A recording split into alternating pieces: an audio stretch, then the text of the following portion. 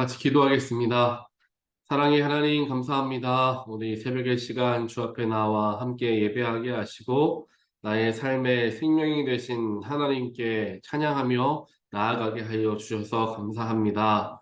오늘 하루도 우리에게 허락하여 주시고 하나님을 찬양하며 살아갈 수 있는 호흡을 주신 능력에 감사합니다. 언제나 주어진 것에 감사할 수 있고 자족할 수 있는 넉넉하고 깊은 마음을 우리에게 주여 허락하여 주시옵소서. 우리에게 부족한 것, 우리에게 없는 것만 생각하다 보면 답답하고 한숨이 나올 수밖에 없지만 나에게 이미 주어진 것들을 하나씩 하나씩 짚어보다 보면 얼마나 놀라운 일들이 이미 우리의 삶에 주어졌는가에 더욱더 놀라지 않을 수 없음을 저희들은 압니다. 하나님 그러한 삶의 의미를 발견할 수 있는 우리 모두가 되게 하시고 2023년 이제 한 달이 채 남지 않은 이러한 생활 속에서 하나님께서 더욱더 지혜 주시고 또한 감사할 수 있는 마음 주시고 더욱 겸손하고 낮아지는 마음 허락하여 주시옵소서. 오늘 주님 저에게 주시는 하나님 말씀을 대합니다. 말씀이 나의 삶에 녹아 들어가게 하시고 말씀대로 순종하는 가운데 하나님의 영광을 바라보게 하여 주시옵소서. 예수 그리스도 이름으로 기도합니다. 아멘. 오늘 말씀 함께 보겠습니다. 요한복음 4장 5절부터 14절까지.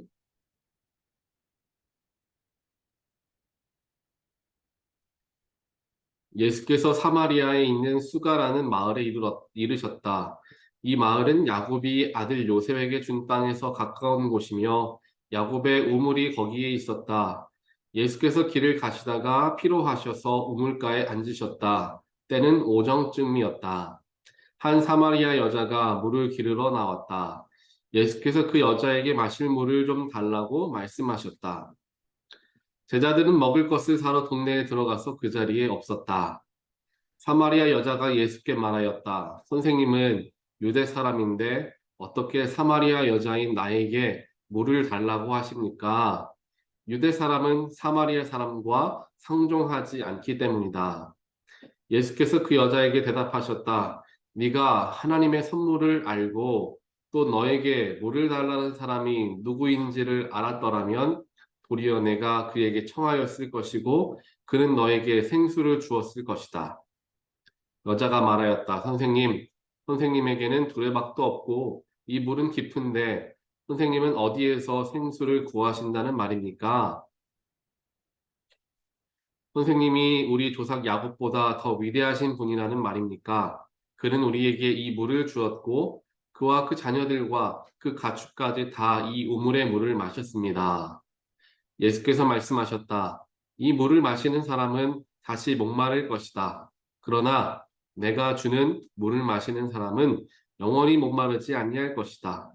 내가 주는 물은 그 사람 속에서 영생에 이르게 하는 샘물이 될 것이다. 아멘.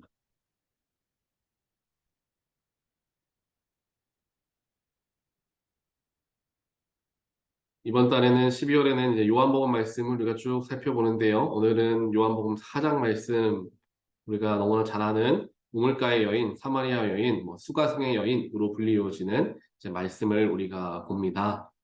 저도 개인적으로 이 말씀을 많이 굉장히 좋아해서 설교할 때도 많이 인용하기도 하고요, 쓰기도 하고요. 제가 신앙을 표현할 때 많이 떠올리면서 예를 드는 인물이 바로 이 사마리아 여인입니다. 오늘 이 말씀 속에서 예수님께서 사마리아 여인에게 나아가 그와 대화하시고 그와 여러 가지 그의 삶의 문제와 어려움을 해결하심을 통하여서 지옥과 같았던 이 사마리아 여인의 삶을 천국으로 바꾸어 주셨던 놀라운 일, 또한 생명의 물을 영원히 목마르지 않는 물을 허락하여 주신, 즉 영생을 허락하여 주신 예수의 은혜를 오늘 말씀에서 우리는 발견할 수 있습니다. 오늘 의 말씀 첫 부분을 함께 우리가 보면서 예수님께서 그 길을 사실 지나쳐 가고 계셨죠. 사마리아에 있는 수가라는 마을을 이제 잃으신 거예요. 왜냐면은 이제 유대에서 갈릴리로 돌아가시는 길인데 사마리아를 거쳐서 갈 수밖에 없는 상황이었던 거죠. 그래서 사마리아에 있었던 수가라는 마을에 잠깐 쉰 거예요. 그 사이에 예수님께서는 수가 마을의 우물가에 앉아 계셨고 제자들은 음식을 사러 동네로 즉 시장 같은 데로 갔겠죠. 그래서 그 자리에 제자들은 없었습니다. 예수님께서 그 당시에 조금 이제 쉬러 오셨기 때문에 제자들도 먹을 거를 사러 갔고 조금 혼자서 쉬시는 시간을 가지면 좋았겠지만요. 예수님은 항상 마음속에 복음을 전하는 것, 즉 생명을 전하는 거에 그의 삶의 모든 것이 맞추어져 있었어요. 그래서 우물가에 앉아 있는 한 여인이 눈에 들어오는 거죠. 그 여인을 보고 예수님께서는 바로 그에게 말을 건네십니다. 하지만 오늘 말씀에서 이야기하는 것과 같이 유대 사마리아 사람에게 이야기를 걸지도 않을 뿐더러 상종하지를 않는다라는 거죠. 게다가 유대인 남성이 사마리아 여성에게 한다라는 것은 뭐 더욱더 있을 수 없는 일이었던 것입니다. 그런데 예수님께서는 의도적으로 이 사마리아 여인에게 말을 건네는 거죠. 이 사마리아 여인에게 말을 건넨 예수님의 목적이 무엇이었습니까? 정말 목이 말라서 그에게 물을 달라고 했던 것일까요? 아니죠. 말을 걸면서 그에게 있었던 삶의 여러 가지 상처와 아픔과 어려움들을 들으시고 그것을 치유하시며 그의 삶을 묻고 있었던 모든 과거의 아픔으로부터 자유하게 하기 위하여 예수님께서는 그에게 한마디 말을 건넸던 것입니다. 예수님은 이와 같이 어느 순간 어느 때에서라도 하나님을 드러내는 일, 영생을 전하고 복음을 전하는 일에 집중하고 계셨었던 것입니다. 그의 삶에는 쉬는 순간조차도 하나님의 말씀을 전하는 자리가 되었다라는 것을 제가 보면서 좀 많이 회개하게 되었던 것 같아요. 특별하게 어제죠. 어제 주일 예배가 영어 예배와 한어 예배를 이제 알레나 목사님이 어머님께서 돌아가셔서 자리를 비우셔서 제가 그저께죠. 주일날 예배를 두 개를 다 인도해야만 했습니다. 그런데 그 예배가 영어 예배가 좀 특별하게 짜여져 있었던 예배예요. 청년들이 이제 예배를 주관하는 예배인데 뭐 여러 가지 순서들과 프로그램들이 들어가 있었던 자리였죠. 근데 그거를 제가 직접적으로 예배를 디자인하고 그거를 뭐 순서를 정하고 계획했던 것이 아니라 알레나 목사님이 다 준비를 하시고 어쩔 수 없이 자리를 비운 자리에 제가 들어간 자리였기 때문에 제가 굉장히 많은 에너지를 쏟을 수밖에 없었습니다. 또 제가 성격상 뭔가 좀 준비를 철저하게 하지 않으면 굉장히 불안해하는 성격이에요. 그래서 그게 굉장히 어렵더라고요. 힘들더라고요. 언제 어떤 일이 일어날지 모르니까. 그래서 영어 예배를 게다가 또 순서도 너무 많아가지고 1시간 만에 끝내지 못하고 1시간 반 넘게 예배를 할 수밖에 없었던 상황에서 제 마음도 조급해지죠. 다음 예배가 있으니까. 그래서 굉장히 그 앞에 시간, 영어 예배 시간에서 제 에너지를 너무 많이 쏟았던 것 같아요. 그래서 그것이 끝나고 한어부 예배를 드리고 나서 점심을 먹는데 친교를 하는데 친교실 저쪽 한편에서 영어부 교인 2명이 식사를 하고 계시더라고요. 그래서 평소 같았으면 당연히 제가 거기 가서 같이 식사를 하면서 이야기를 나누었을 텐데 지난 주일만큼은 제가 너무나 에너지를 많이 쏟아서 거기에 갈 수가 없는 거예요. 거기서 또 쏟을 에너지가 이제 없는 거죠. 그래서 제가 저쪽 다른 쪽에서 식사를 하고 방으로 이제 돌아왔습니다.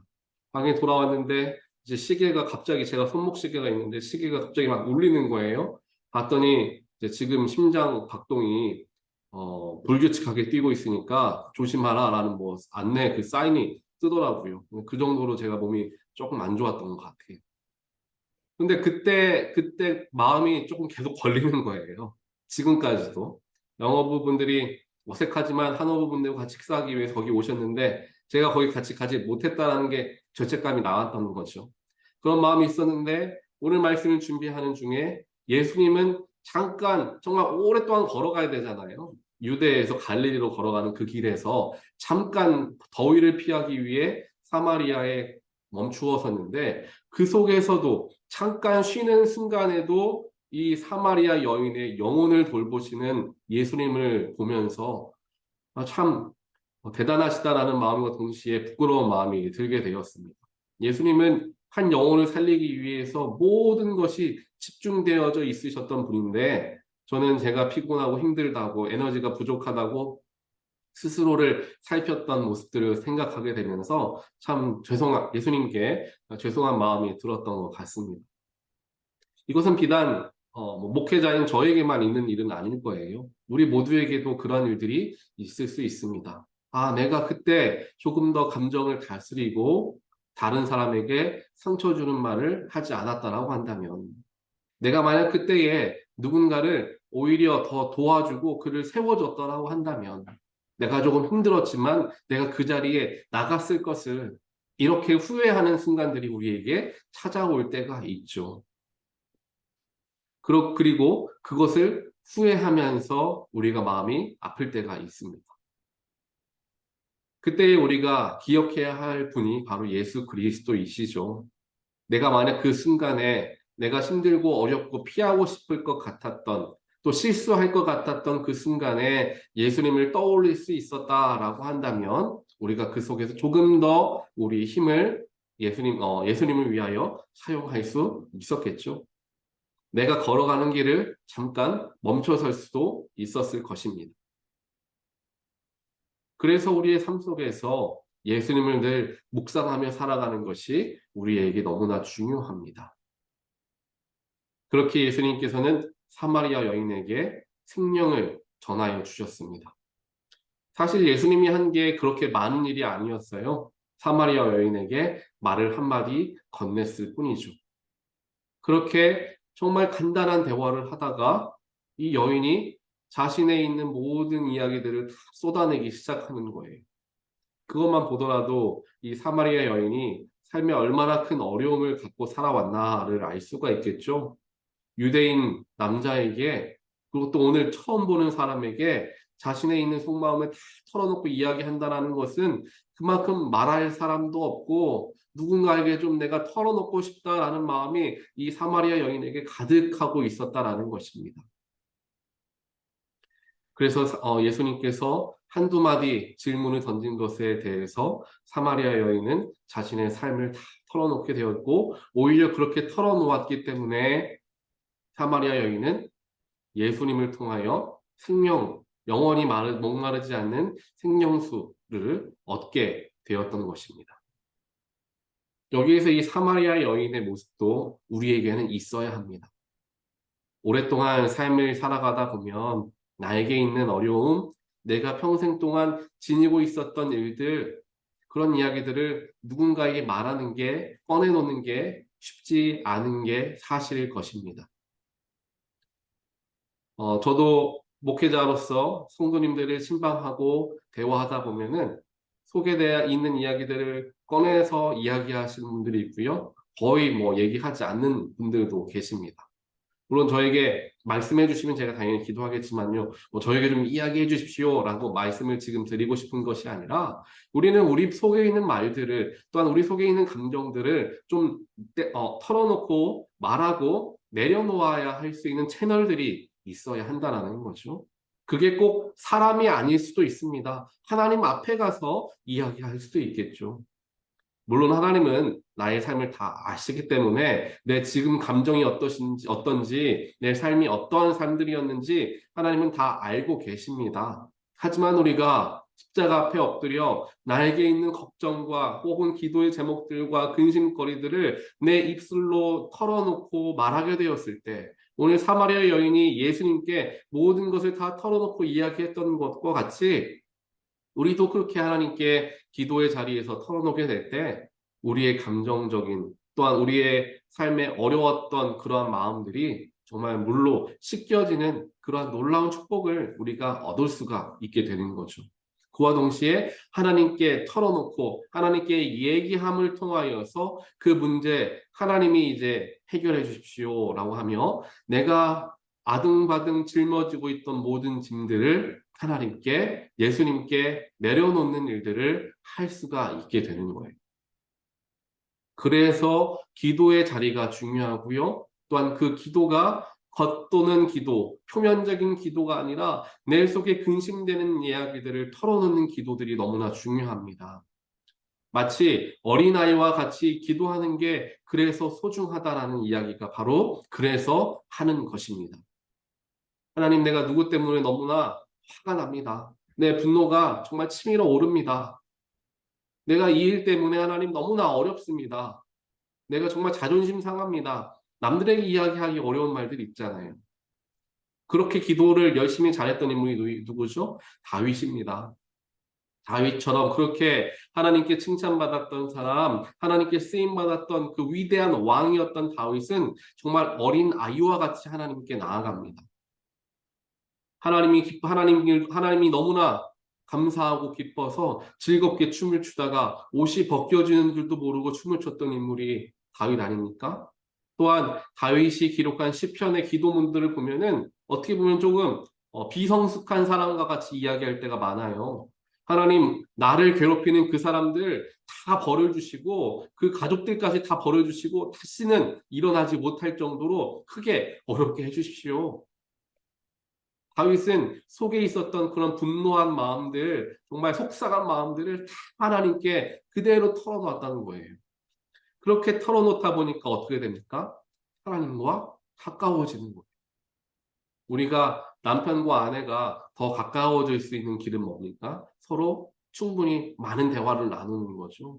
많은 대화를 나누다 보면은 내 감정을 내 아내에게, 나 남편이 내 감정을 내 지금 감정이 어떤지를 알게 되고 그 감정을 내가 털어놓은 것과 동시에 내가 말한 사람과 더 가까워지는 일들을 경험하는 것이죠.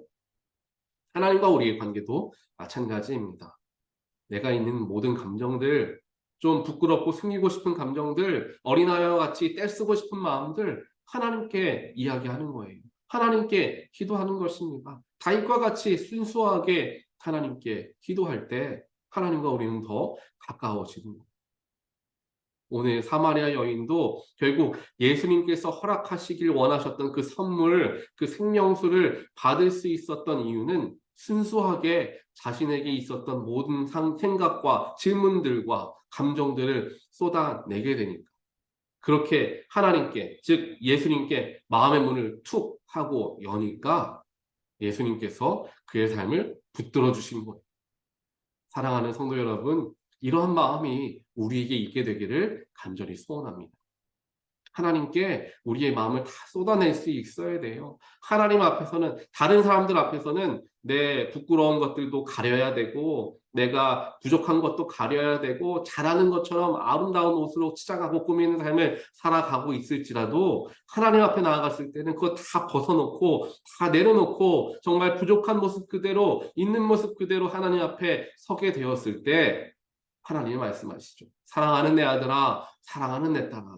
네가 나에게 왔고 나를 위로하시고 하나님께서 우리를 보듬어 안으시고 나의 모든 상처를 닦아주실 것이라 믿습니다. 그것이 바로 하나님과 우리와의 관계가 되어야 하는 거예요.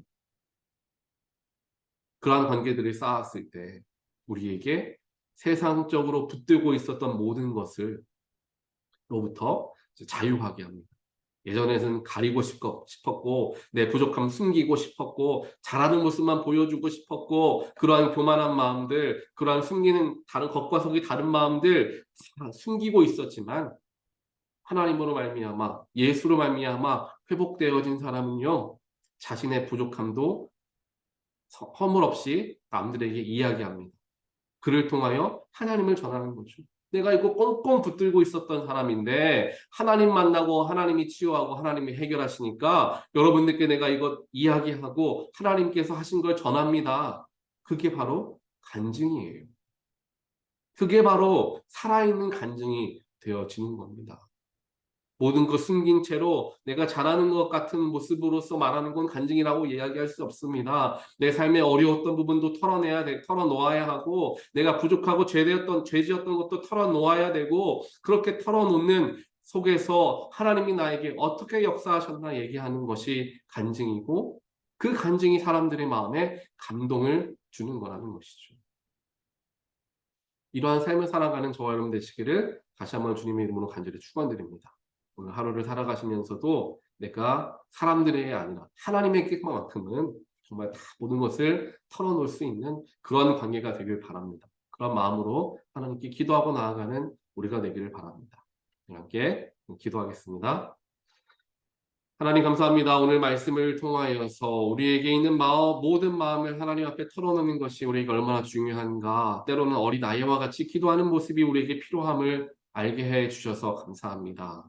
우리의 부족함과 연약함, 세상 사람들에게 숨기고 싶은 그 모든 것들 주님 앞에서만큼은 철저하게 내려놓고 털어놓고 풀어놓게 하여 주셔서 내가 짊어지고 있던 모든 무거운 짐들, 나의 삶을 짓누르고 있던 모든 죄악의 무거운 짐들 예수 앞에 내려놓고 우리는 자유하게 하여 주시옵소서. 그래서 주님을 찬양하고 하나님과 더욱더 깊은 교제의 관계, 하나님을 더 사랑하는 관계가 되어질 수 있는 우리 모두의 삶이 될 수 있도록 하나님께서 우리 한 사람 한 사람 지켜 보호하여 주시옵소서.